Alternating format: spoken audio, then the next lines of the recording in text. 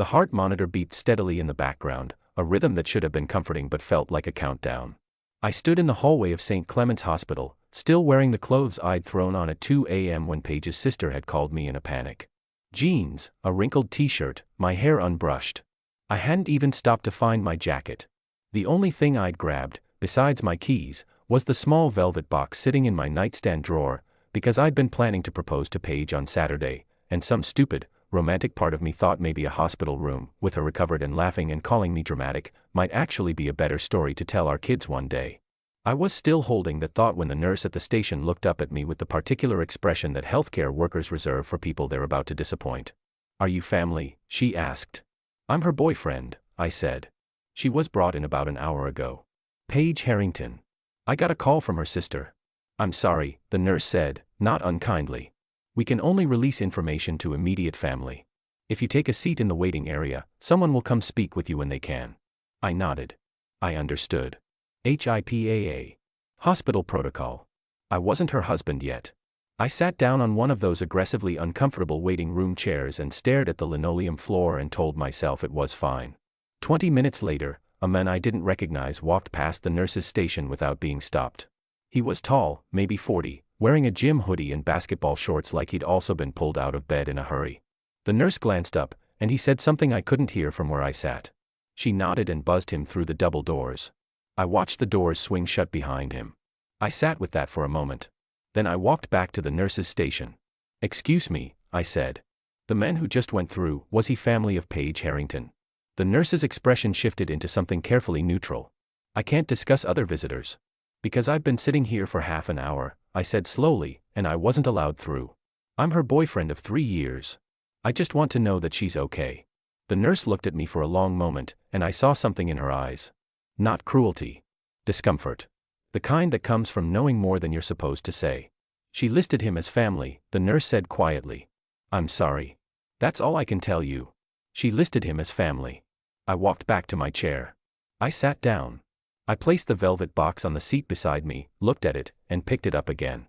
I turned it over in my hands. The stitching on the hinge was slightly worn because I'd opened it approximately 40 times in the past 2 weeks, practicing the moment, imagining her face. She listed him as family. And I was just a visitor. I thought about the past 3 years. I thought about the Saturday morning drives to her mother's house in Connecticut, every single month without fail, because Paige hated driving highways and I never once complained. I thought about the promotion she didn't get, 18 months ago, and how I'd taken 2 days off work to be home with her because she'd been too gutted to get off the couch. I thought about the weekend I'd spent painting her apartment before she moved into mine, because she'd mentioned in passing that she'd always wanted sage green walls and I'd shown up with rollers and drop cloths and a speaker playing her favorite playlist. I thought about every ordinary Tuesday I'd chosen her, every small sacrifice I hadn't thought of as a sacrifice because that's what you do when someone is the center of your life. She listed him as family. I stood up.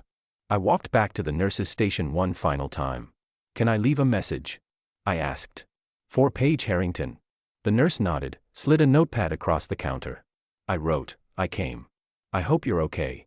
I won't be here when you get out. Michael." I slid the notepad back. I put the velvet box in my pocket. I walked out through the sliding glass doors into the cold, dark, 3 a.m. parking lot, and I sat in my car for a long time without starting the engine. Then I drove home, and I began the process of understanding what I actually meant to her. Her name didn't appear on my phone until almost noon the next day. By then I'd slept 3 hours, made coffee I didn't drink, and sat at my kitchen table going through memories with the cold, methodical attention of a man trying to understand how badly he'd been deceived. I didn't answer. She called again. Then texted. "Michael, please answer me. I can explain. It's not what you think." Then, "He's nobody." It meant nothing. Please. Then, 20 minutes later, the thing that sealed it, "You're overreacting." I was scared and I called someone I trusted. That doesn't mean anything. I stared at that last message for a long time. I didn't overreact. I'd sat in a waiting room for half an hour and then left quietly. I hadn't screamed. I hadn't made a scene. I hadn't even confronted her.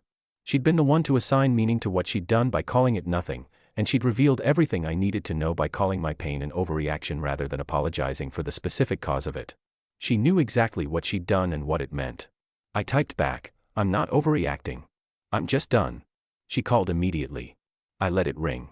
What I needed was facts, not feelings, so I started gathering them.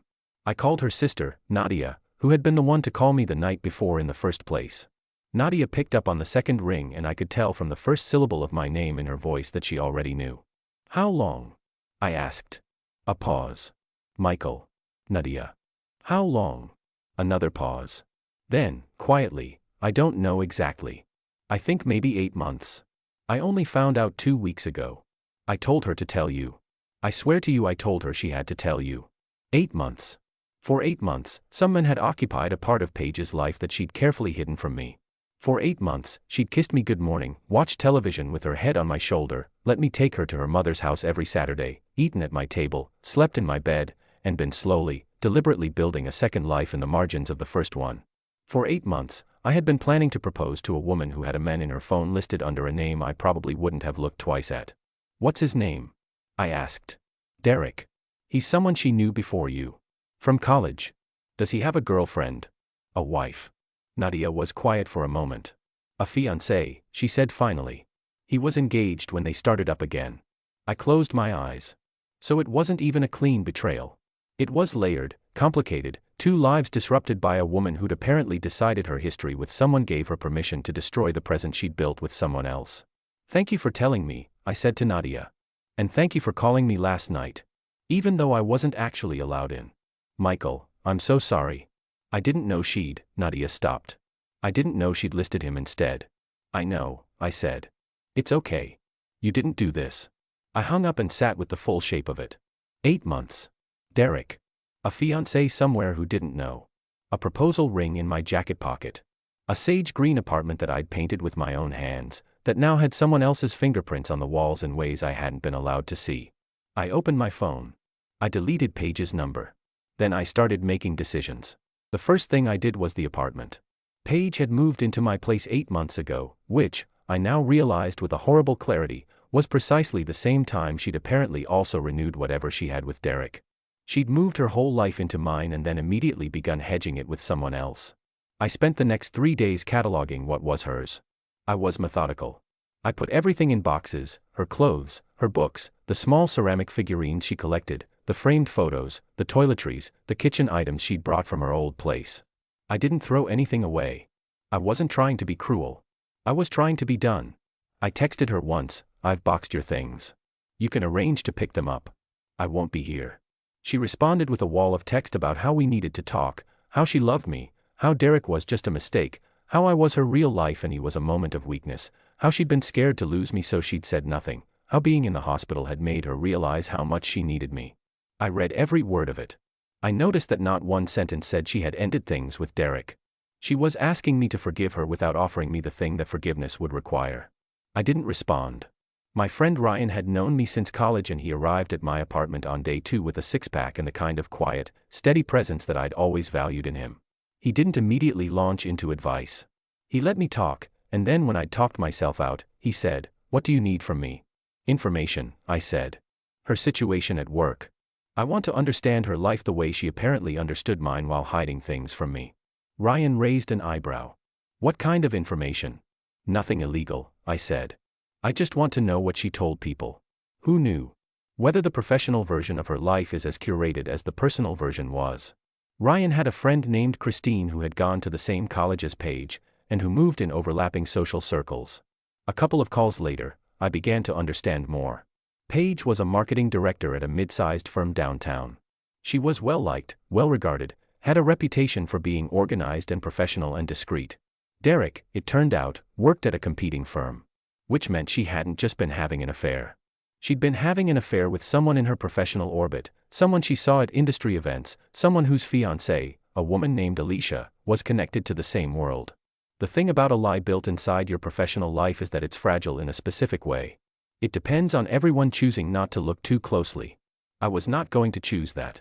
I found Alicia through LinkedIn.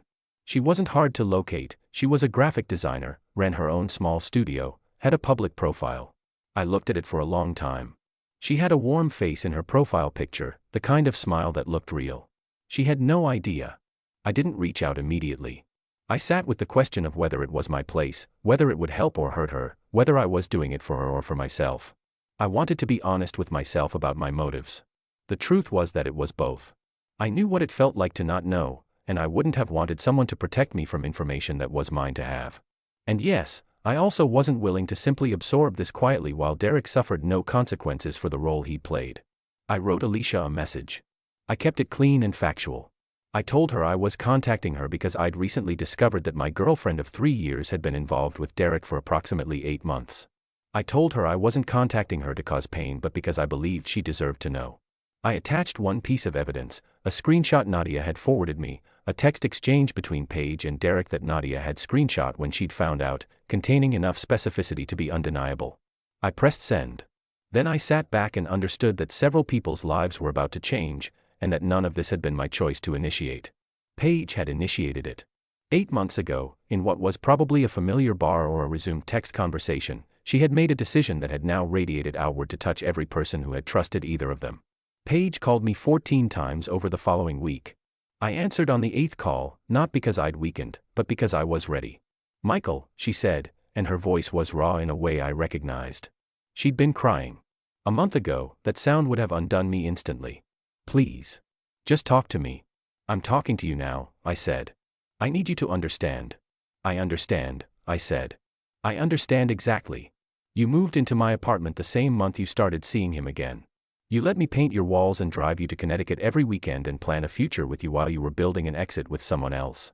And then when you ended up in a hospital at 2 a.m., you called him and told the nurse he was family and let me sit in the waiting room for half an hour until I figured out what was actually happening." Silence. "That's what I understand," I said. "Is there something you'd like to add to that?" "I was scared," she said quietly. "Derek and I have history." I panicked. "It wasn't a statement about what you mean to me." "Paige," I said. "What you do when you're scared is a statement about what you mean to yourself. And what you did when you were scared told me everything I needed to know about how you actually see me. That's not fair." "You want to talk about fair?" I said, and I kept my voice even because I'd already done the screaming, privately, alone, in my car, where it belonged.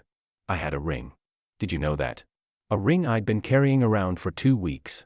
I came to that hospital at 2 a.m. in a t-shirt and I brought it with me because I thought maybe, if you were okay, I'd have a story to tell about how I couldn't even wait for the right moment. I sat in that waiting room with a ring in my pocket and watched a man I'd never seen before walk through doors that were closed to me, because you told them he was family. I heard her breath catch. "I put the ring back," I said. "That's it. That's where we are. The boxes of your things will be on the landing on Friday morning. I've asked my neighbor to let the movers in. I won't be home. Michael. Take care of yourself, Paige," I said. "I mean that sincerely. I hope your health is okay. I don't wish you harm. But I'm done." I hung up. I sat in my kitchen with my hands flat on the table and breathed slowly for a few minutes. There was grief in it. Of course there was. 3 years. The sage green walls. The Saturday drives. The way she laughed when she was really, genuinely caught off guard, not her social laugh but her real one, sudden and a little undignified. Those things had been real, or at least my experience of them had been. Grief was appropriate. But underneath the grief there was something else, something clean and directional. It felt like the difference between being lost and knowing exactly where you were, even if where you were was painful. I knew where I was. And I was leaving. The professional consequences arrived before I'd even fully processed what I'd set in motion. Alicia had responded to my message within 24 hours, a brief, devastated reply thanking me for telling her and asking if I was willing to speak with her directly. We had a 40-minute phone call in which she was, impressively, more controlled than I might have been in her position. She'd confronted Derek that same evening. What I learned from Alicia, and this was the piece I hadn't anticipated, was that Derek had been using his relationship with Paige to gain competitive intelligence. He worked at a rival firm. Paige was a marketing director with access to campaign strategies, client relationships, budget plans. Whether Paige had been complicit in sharing that information or simply careless with it around someone she trusted, Alicia didn't know. But she'd found emails on Derek's laptop that suggested the line between his personal life and his professional opportunism had been thoroughly blurred. That wasn't my battle to fight. I told Alicia what I knew and left the rest to her. Derek's fiancée ending their engagement was consequence enough from my direction. What happened next between Derek and his firm, and whether Paige's company was ever going to examine how their campaigns had been underperforming against Derek's firm for the past 8 months, that was a story that would unfold on its own without my hand in it. I focused on myself. Ryan and I had been talking, over the past several weeks, about something we'd loosely discussed for years but never committed to, starting our own consulting practice. Ryan had the client relationships. I had the operational expertise. We'd both been building towards something without quite admitting it. 3 weeks after I walked out of that hospital waiting room, I submitted my resignation. I gave 30 days. I was professional and clean about it. I worked out my notice, transferred my projects, said genuine goodbyes to colleagues I respected. On my last day, my manager pulled me into his office and told me he was sorry to see me go and asked where I was headed. I told him I was starting something new. He nodded like that made complete sense. "You've been ready for a while," he said. "I always thought someone was going to pull you out from under us eventually." "Turns out it was me," I said, and we shook hands. What followed was the kind of difficult, focused, clarifying work that I think I'd needed for a long time without knowing it. Ryan and I incorporated. We built out a client pitch. We worked 18-hour days for 6 weeks straight and ate bad takeout and had the kind of arguments that partnerships require and came out of them with something real. The structure of building something from nothing was, I discovered, an extraordinarily effective thing to do after someone has dismantled the structure you thought you had. I started running again. I'd run in college and had let it lapse in the comfortable sedentary drift of a long relationship. 3 miles became 5. 5 became 8. I was not doing it to look better or to perform recovery for anyone watching. I was doing it because it was something that was entirely mine, a private rhythm I could calibrate my whole life against. I was, slowly and without drama, becoming someone who was hard to deceive, because I was paying much closer attention to what I actually wanted. The consulting practice had its first real client 4 months in. A mid-sized manufacturing company that needed help restructuring its operations division. Ryan handled the relationship. I built the framework. We delivered the project on time and under budget, and the client referred us to 2 others within 60 days. By month 7, we had 3 ongoing retainer clients and a wait list. I won't pretend the healing was linear. There were nights, especially in the first couple of months, when I'd find myself doing the mental arithmetic of the relationship, adding up what I'd given, subtracting what I'd received, looking for the hidden transactions I must have missed. There were moments when I second-guessed myself, wondered if I'd been inattentive in some way that had left space for Derek to fill, wondered if a better version of me would have known, would have seen it, would have prevented it. I talked to a therapist about those moments. Dr. Osei had the useful habit of letting me finish a sentence and then asking me what I thought the subtext of it was. When I told him about the second-guessing, he pointed out that I was assigning myself responsibility for Paige's choices as a way of maintaining a sense of control over something that had happened outside my control. The alternative, he said, is accepting that you made good choices and still got hurt. Which is a more frightening thing to accept than being responsible for your own pain. That's unsettling, I said. Yes, he said. But it's also true, isn't it? You were a good partner. You know that. I did know that. The sage green walls knew it. The Connecticut drives knew it. The ring I'd quietly returned to the jeweler in a transaction that was nothing like the one I'd imagined knew it. I let myself know it, fully, without qualification, and somewhere in that permission the second-guessing started to lose its grip. I wasn't alone. I had Ryan, and I had my friend Dominic who had known Paige and me as a couple and who had, without my asking, quietly ended his own cordial relationship with her once he understood what had happened. I had Nadia, who texted me occasionally just to check in, an act of decency I didn't take for granted. I had Dr. Osei on Thursday evenings. I had the 8 miles I ran every morning before the city fully woke up. And gradually, without announcing itself, I had my life back. Mine. Shaped by my choices. It was Nadia who told me, without my asking, how things were going for Paige. I hadn't sought out the information and I want to be precise about that. I wasn't monitoring her, wasn't following her on social media, wasn't sending anything through mutual connections. But Nadia called one evening, about 5 months after the hospital, and after we'd talked about other things for a while, she said, "Do you want to know how she's doing, or would you rather not?" "Tell me," I said. Not because I wanted to gloat. Because I'm a person, and after 3 years, it would be dishonest to claim total indifference. Paige had not landed softly.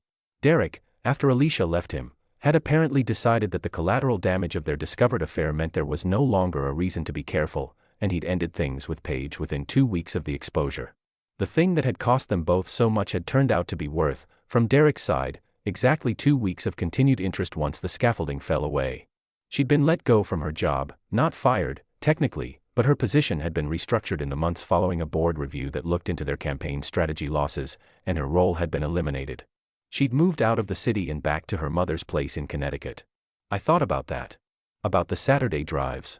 About the fact that she was now living permanently in the place I'd once taken her to every month as an act of devotion. Is she okay? I asked. And I meant it genuinely. I think she's getting there, Nadia said. She's not doing great, Michael. But she's not broken either. She's thinking about some things. Good, I said. And I meant that too. I didn't want her destroyed.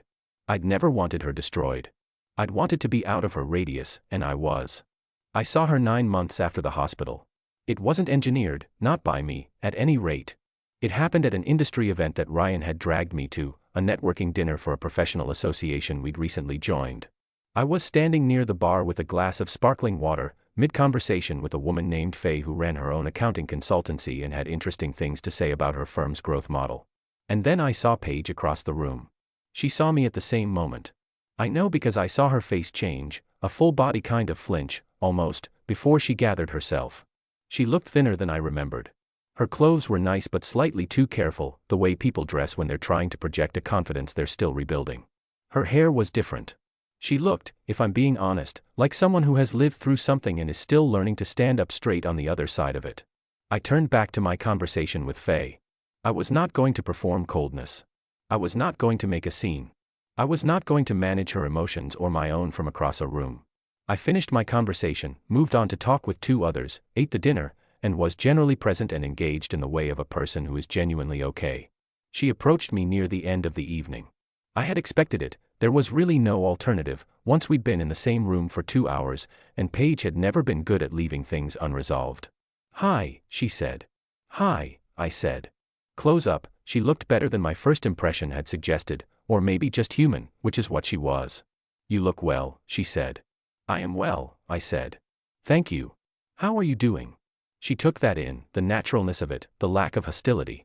I think she'd expected a version of me that was brittle or furious, and the reality of a version that was simply calm seemed to throw her. I'm okay, she said. Getting there. I'm working on some freelance stuff. Thinking about starting my own agency eventually. That sounds good, I said. Use the skills. She nodded. Then she said, quietly, I'm sorry, Michael. I know that doesn't cover it. I know it doesn't change anything. But I want you to know that I understand what I did. Not just what it cost me. What it cost you. I looked at her for a moment. Thank you for saying that, I said. And I meant it. Not because it changed anything, she was right that it didn't, but because honesty, when it finally shows up, deserves acknowledgement. I had a ring, I said. I don't think I ever told you that. Her expression shifted. Something collapsed in it, briefly. I had a ring and I brought it with me to the hospital, I said. That's the version of that night I lived. She closed her eyes for a moment. Opened them. I didn't know, she said. Though she said it like someone who understands that not knowing doesn't shift the weight of it. I know you didn't, I said. Look, I don't hate you. I want you to hear that. I genuinely hope you build something good. But the door is closed, Paige. That's not anger talking. It's just the truth. She nodded. Her eyes were bright but she didn't let it become a scene, which I respected. I heard about your firm, she said after a moment. Congratulations. Seriously. Thank you, I said. And then, because there was nothing else to say and because the evening had other people in it who were worth talking to, I excused myself and went back to the room. I didn't look back. 2 years later, my life looked nothing like the one I'd been building when Paige moved her boxes in. It looked better. Not in a way I'd have designed if I'd sat down with a blank page and planned it. The texture was different than anything I'd have imagined. But better in the specific, earned way of things that have been built on accurate foundations rather than comfortable assumptions. The firm was real. Ryan and I had 7 full-time employees and a client roster that had grown by consistent word of mouth. We'd turned down an acquisition offer, the second one, because neither of us was ready to stop building yet. My name was on the door in a way that was, unexpectedly, one of the most quietly satisfying things I had ever seen. I was in good shape. Not in the punishing way of someone trying to outrun something, but in the sustainable, almost boring way of someone who runs every morning because he likes who he is when he does. I cooked more than I had in years. I'd taken up sailing, badly, at the enthusiastic insistence of Dominic, who had a boat and too much optimism about my athletic range. I was, in short, someone I recognized. About 14 months after the hospital, I met someone at a gallery opening Dominic had taken me to, somewhat against my will, on a Thursday evening. Her name was Claire, And she was a structural engineer who had opinions about load-bearing walls that were more interesting than anything she probably thought they were, and she laughed at herself regularly and without effort, and when I mentioned early in our conversation that I'd been through something difficult in the past year, she didn't press me for details but said, "Those things are instructive, aren't they? If you let them be." And something about the phrasing, "if you let them be," told me she'd had her own. We took it very slowly. I was honest with her, early, about the fact that trust was something I'd built back from rubble and I wasn't going to pretend that came without conditions. She said that was reasonable. She also had conditions of her own, she said, and proceeded to enumerate them with a directness that made me laugh. A year in, she moved in. Into an apartment we found together, new to both of us. The walls were white when we got it, and on the first weekend she asked me what color I thought the living room should be. I suggested sage green, and for a moment there was a complicated private thing happening in my chest, and then I let it pass through and said, "Actually, no. What do you want?" She chose a warm terracotta that looked nothing like what I'd expected and looked, somehow, exactly right. I heard about Paige, occasionally, through Nadia. I didn't ask often, and Nadia never offered unless it felt relevant. What I know is that she did eventually start her agency, something small and boutique, and that she'd left Connecticut and moved back to the city. I heard she was dating someone new. I hoped he was a good person and that she was being honest with him in a way she hadn't been with me. Derek, from what Alicia had mentioned in a brief check-in message some months after our original exchange, had eventually been asked to leave his firm. The competitive intelligence situation had surfaced after Alicia left him, because a person who will use their personal relationships for professional gain will do so with multiple relationships, and eventually the pattern becomes visible. Last Alicia had heard, he was working somewhere smaller, in a different city. She, for her part, had expanded her studio and sounded well. I thought about all of them sometimes. Less than I used to. In the way that you think about formative things, not with longing or bitterness, but with the particular neutrality of looking at a before photograph. It shows you where you were. It doesn't make you want to go back. The ring, I eventually repurchased, a different ring, from a different jeweler, holding nothing of the old intention. I asked Claire on a sailboat in the early September light, which was not precisely the romantic setting I'd have designed on purpose, since I was slightly seasick and she was laughing at me for being slightly seasick, and in the middle of all of it I thought, this is it, actually. This is the exact texture of what I wanted. She said yes before I'd finished the question. There's a version of the story of my life that has a hospital waiting room as its lowest point. I sat in that room at 3 a.m. with a ring in my pocket and discovered that the person I'd been building toward a future with had assigned me a category, visitor, that told me everything about how she had privately understood our relationship. I left. I didn't make a scene. I signed myself out of her life the way she, without realizing she was doing it, had already signed me out of hers. But here is the thing about lowest points, they have a clarity to them that ordinary life doesn't. You find out what you're made of. You find out who shows up. You find out which of your choices were rooted in love and which were rooted in fear, and you make a decision, going forward, to only make the first kind. I chose correctly. Not because the path was obvious, but because I paid attention to what I actually valued instead of what I was afraid to lose. That's the version I carry with me. Not the waiting room. Not the beeping heart monitor, not the doors that closed in my face, not the nurse's careful, apologetic eyes. The version I carry is a sailboat in early September, a woman laughing at me, and the particular gold light on the water just before I asked the right question to the right person. That's what I built from the rubble. And it turned out to be exactly enough.